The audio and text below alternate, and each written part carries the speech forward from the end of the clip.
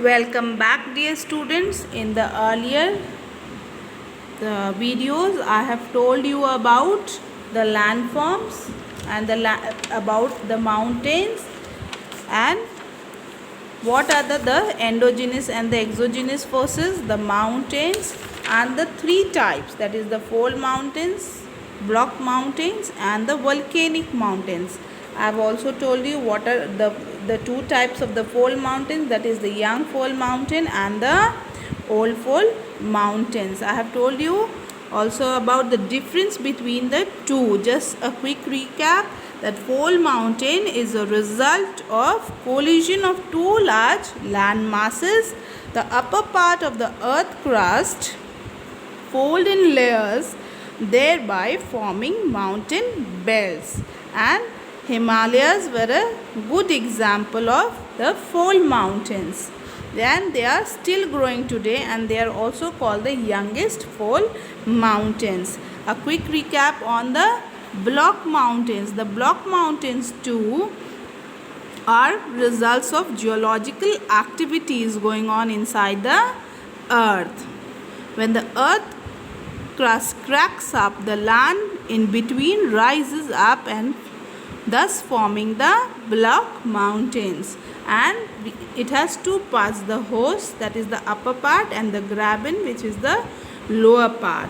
And Vindhyas and the Satpuras in India can be a good example of the block mountains. Now let me do a quick recap on the volcanic mountains.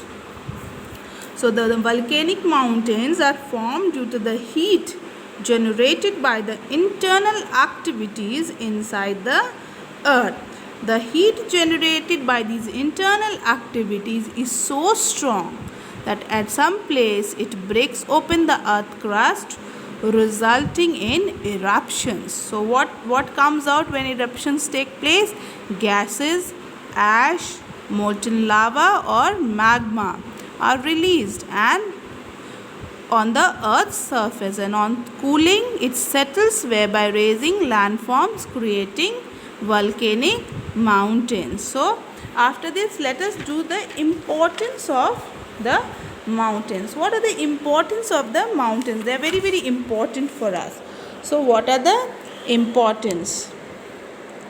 So mountains, they have played a very important role in the ecosystem and in the lives of human. We all agree to this.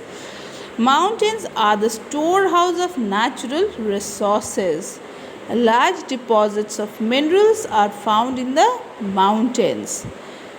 The Appalachian Range in the United States is well known for coal and limestone deposits. Even we get timber, lac, medicinal herbs and wood for making pulp from the forest of the mountains. Even the second most importance, the importance of mountain is the perennial rivers.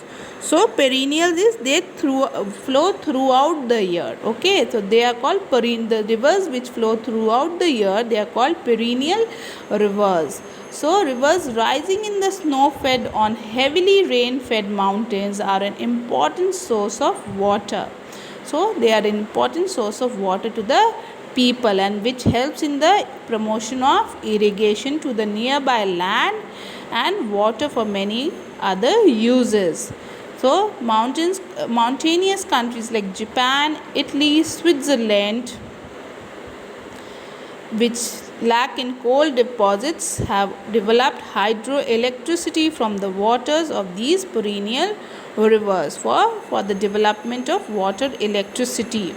So and they bring along with them the rivers that originate in the high mountains regions bring silt along with water to the lower valleys, which help in the formation of fertile plains.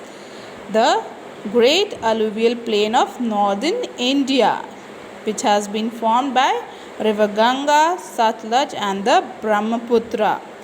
Apart from this, the other important aspect of the mountain is that they are act as natural political frontiers between the countries, and it helps us to protect from invasion from the people of other country to enter our country to some extent, and these Himalayas have formed a political frontier between India and China.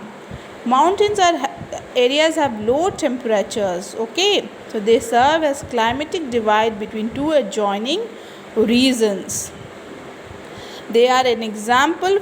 The Himalayas, for example, form a barrier to the movement of cold winds from Central Asia towards Indian subcontinent. Even the mountains serve as a beautiful and pleasant. They have a pleasant climate and a beautiful scenery, and they have been developed into centers of tourist attractions. So some of the tourist spot which you might have also visited can be Shimla, Nainital, Mussoorie, and so on. So we'll stop till here. In the next we will deal with the valleys and the kinds of the valleys, the formation of valleys, and the distribution of the valleys. Thank you.